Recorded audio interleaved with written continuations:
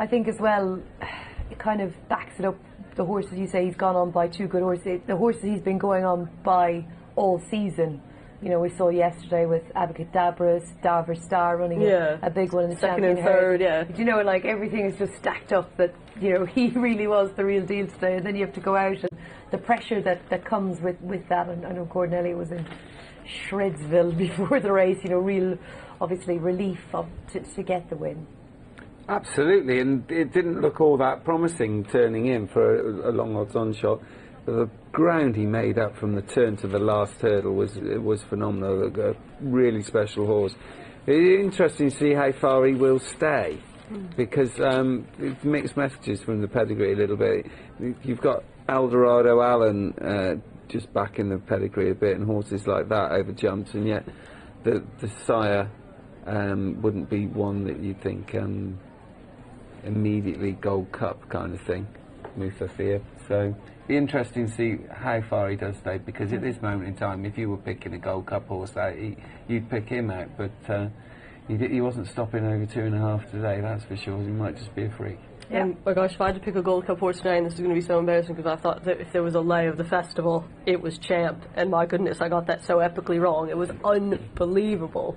But I couldn't believe it when I was watching. Well, I didn't see him really, and then I thought the two of them having a good old battle. I thought, oh, this is a good old race, you know, top stayers from Ireland. And suddenly this fella arrives. So I couldn't believe it. The fact that he didn't fall, personally, was my thing. But I'm hearing from our lovely gallery, we're going to see that next time, so we can next gap. So we'll we will not give anything more away about our views on that. Okay, right. You tease. Silver Dust is an 11-4 favourite for the next year, just arriving down at the start. Right, let's talk about this race then, Steve. We'll get your thoughts first. What do we fancy? Well, it's a very similar race conditions to the last race, albeit that was the 3-year-olds and this is for older horses, and I think it's, in quality-wise, very similar, because you've got a maiden at the top of the market, albeit ran well last time at Newcastle from a high draw, which can sometimes be a help at Newcastle, can sometimes be a hindrance, and this time I think the fact that Silver Dust was able to be competitive in that sort of grade, it was a 0-75, this is a 0-65, certainly helps. It wouldn't have been the strongest race for the grade last time, but then again, nor is this. They've tried the cheap pieces the last twice. Maybe they did spark a little bit of improvement, but equally it might have been the drop to 7 furlongs that helped Silver Dust there. I'm not sure I want to go in at 11-4 on a horse that has got a bit of a patchy record and is certainly not a progressive horse, but equally comes there off the back of possibly, or certainly one of his better runs, Silver Dust, so at least has that going for him, but a little bit too short for me. Yeah, he's 11-4. I mean, it is a very, very open market, isn't it? Richard Fahey's obviously come a long way with a couple of runners. Is he a real regular at Kempton? No, not normally this far south, but you know, when the races are written and you've got a couple of horses that you can stick in a box, you might as well fill the box up when you send them down. I mean, it is a long schlep for him. Obviously, with the likes of a Wolverhampton and Newcastle would be a lot closer, but they've sent him. I mean, I agree with everything Steve said. I think on paper he's got probably one of the best chances. You do have to wonder why they're taking the cheek pieces off though today. Maybe that should settle him a little bit back up in trip. I mean, last time at Newcastle he was drawn in the parking lot in stall 14 or 14. He had to switch out to get a run, and he finished a nice third. This is the lowest level he's ever going to run at. Kempton should suit him by the way he's been handling Newcastle, and it's just whether or not the headgear off today is really the angle that we want to be following. But I think he's not progressive. I mean, we know he's had 10 goes of it, and he's still a maiden. But compared to some who are on very long losing streaks or no winning streaks at all, he's probably the best chance. Classic Star, I would say, would be one of the next in for Dean Ivory, who won a division of this with Lothario last year. He won 3 starts ago at Chelmsford over 7 furlongs in a similar level to this, and then didn't have races run to suit his last twice at Chelmsford and Kempton, and he was keen last time behind Johnny Reb of Ferguson's, the fourth Phoenix Star came out and won last week, so in low levels the form's been slightly working out, but he's a horse too that Sophie Ralston's going to have to be a little bit lucky with the trip. When he won, he sat up with the pace at Chelmsford. The last 2 times he's been held up and been lucky. I don't see a lot of front running pace on this race, so it's going to be up to jockeys to try and get a good position. Exactly. And of the others, Steve, anything that we've missed out on we should be talking about? Well, one I would keep an eye on, right down the bottom there, 50 to 1, Di Matteo. Now this has joined Lee Carter from Marco Botti for 10 grand, and it's clearly she's not fancied too much today, but Lee Carter does well. He's had a good few winners this winter, and I think there's certainly going to be races in Di Matteo. She did win over 6 furlongs at Wolverhampton, and from a prominent position, and has been held up latterly, but needs to prove it over the 7, but maybe not today, because Lee Carter's horses often they land a few gambles, and at 50 to 1 that's not going to be one tonight. But for the future, I'd be interested to see how she runs first start for Lee Carter. Okay. Of the others, again, you're struggling for horses that are A, in form, and B, have got a record of winning. I think another interesting one is Armed for Ian Williams, and we all know how good a trainer he is, and this one joined him from Philip Macon, and he'd also been at Ed Walker's, but first time for Ian Williams last time after a break over 7 furlongs, was dropped right out, and that's often a help at Lingfield sometimes, and it certainly wasn't a hindrance in that race, but has been tried over all sorts of distances, so another one to keep an eye on, perhaps when Arm goes back up a little bit further. It's a mile today, but that'll suit going back up to a mile from 7 furlongs, but what I'm saying is it might stay even further. Okay, all right, and Wataki, a horse who has got some recent form but needs to bounce back probably from the last 2 runs, but I think could have a chance. Like so many of them, here's Alan Howes. One to low, waiting on Waitaki. It's going to stall number 12, and then we'll be set. They're set and ready. They're off. Racing away. The journey is 1 mile for the 32 red on the App Store Handicap Stakes.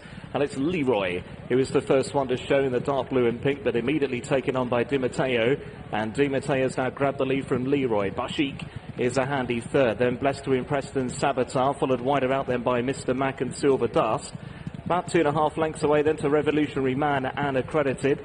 Behind those then is Armed, who's in the blue and orange. Classic Stars on that one's inside. Further back then is Waitaki, and the back marker is the veteran Luna Deity. They race down towards the end of the far side then. Di Matteo, who's now the mount of Dunny Musket, leading by a length out the end of the far straight. So from Baashiq, who's racing in second, Leroy is placed in third. Then Blessed to Impress and Mr. Mac, followed by Saboteur and Silver Dust. Then Revolutionary Man and Accredited ahead of Classic Star and Armed. Then Waitaki and Luna Deity still whips the field of 13 in as they go towards the top of the home straight. Just over 3 furlongs from the finish. Baashiq to the outside, challenging Di Matteo for the lead. Leroy placed riding behind the pink sleeves and cap. Then Blessed to Impress and Saboteur. Followed then by Silver Dust and Mr. Mac and Revolutionary Man and Classic Star as they work down towards the cutaway. Baashiq out in front from Leroy. Silver Dust now making some gains in that spotted jacket. Silver Dust now nearly on turns with Baashiq. Saboteur to the far side. Leroy more near side. Then Revolutionary Man. It's Silver Dust that will lead inside the final furlong from Baashiq and Leroy and Saboteur. Then Revolutionary Man inside the final half. It's Silver Dust under Tony Hamilton by 2 lengths to Saboteur and Baashiq, and racing up towards the line. Silver Dust will go on to beat Saboteur and Baashiq. Revolutionary Man in fourth, and then came Luna Deity.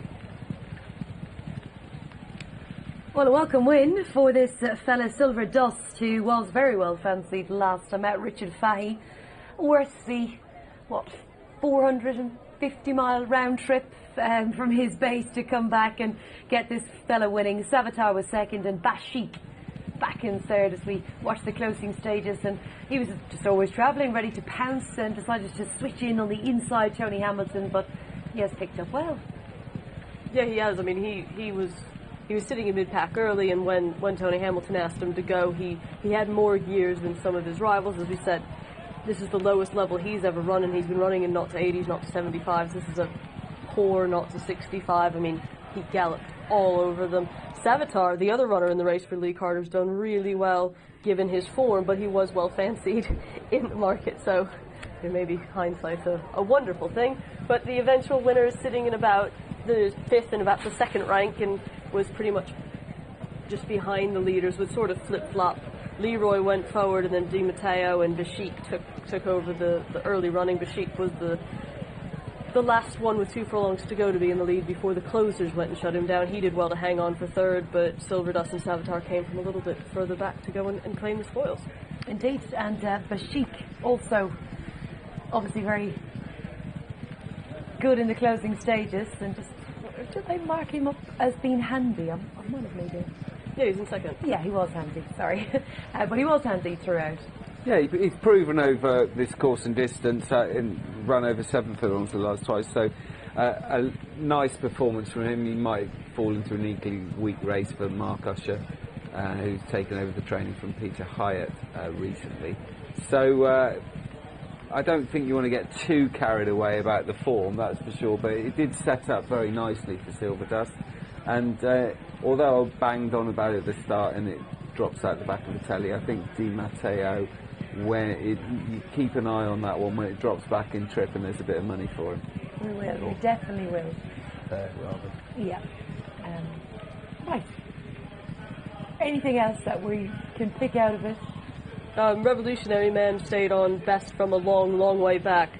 It finished 4th. He was in the eye shields and blinkers, big equipment change. He had the tongue tie and cheek pieces off and got all the new equipment. And Leroy, the big white blaze, he won race 5 on this card last year. He's a course and distance winner, and he's shaping nicely off of a very, very long comeback. So as long as his starting doesn't get the better of him, he'll probably fall into one for Mick Atwater sooner on. Nice to see these horses win, though. 10 race maiden before tonight, and he is now a winner after hitting the crossbar several times for the Far Corner partnership. Tony Hamilton and Richard Fahey, 7-2. Savitar was 2nd, 3-1 the favourite, and Baashiq was back in 3rd at 14-1. And the winning time, 1:39 and 77, 3:77 above the standard.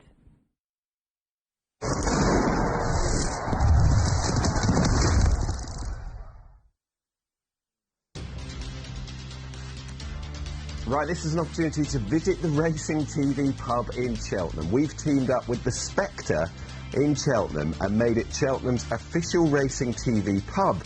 Racing TV will be shown in the Spectre throughout the festival, with live coverage on the channel from 10 AM each and every day. There will be tipping competitions, giveaways, and of course a great atmosphere. The first 100 members to show their 2020 Racing TV Club members badge at the bar each day are welcome to a free breakfast sandwich and a hot drink. And to find out more, get yourselves to racingtv.com/pub. Do you love to stay up to date with all the latest racing action? Do you want exclusive access to breaking news and competitions? Are you looking to connect with fellow racing fans? Look no further.